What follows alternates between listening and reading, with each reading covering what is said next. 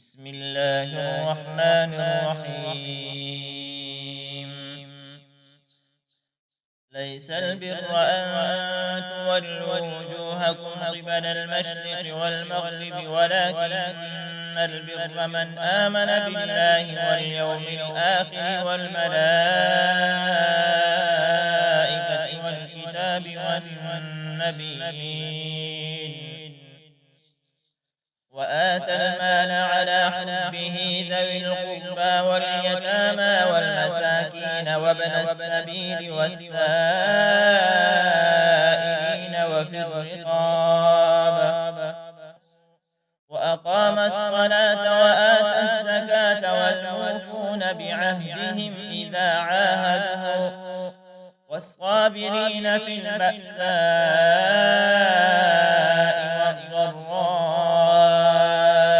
وحين البأس أولئك الذين صدقوا وأولئك هم المتقون. يا أيها الذين آمنوا كتب عليكم القصاص في القتلى الحر بالحر والعبد بالعبد والأنثى بالأنثى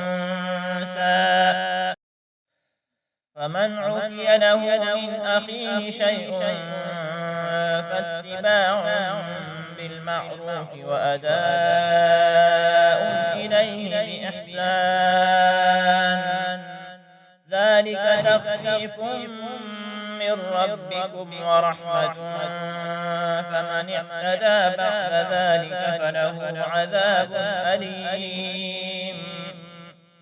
ولكم في القصاص حياة يا أولي الألباب لعلكم تتقون.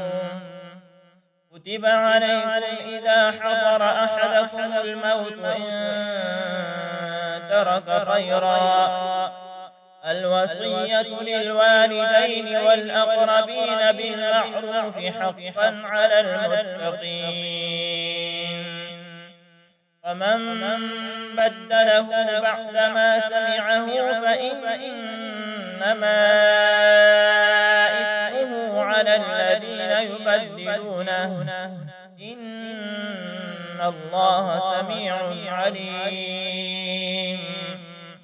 فمن خاف من موص جنفا أو إثما فأصلح بينهم فلا إثم عليه إن الله غفور رحيم.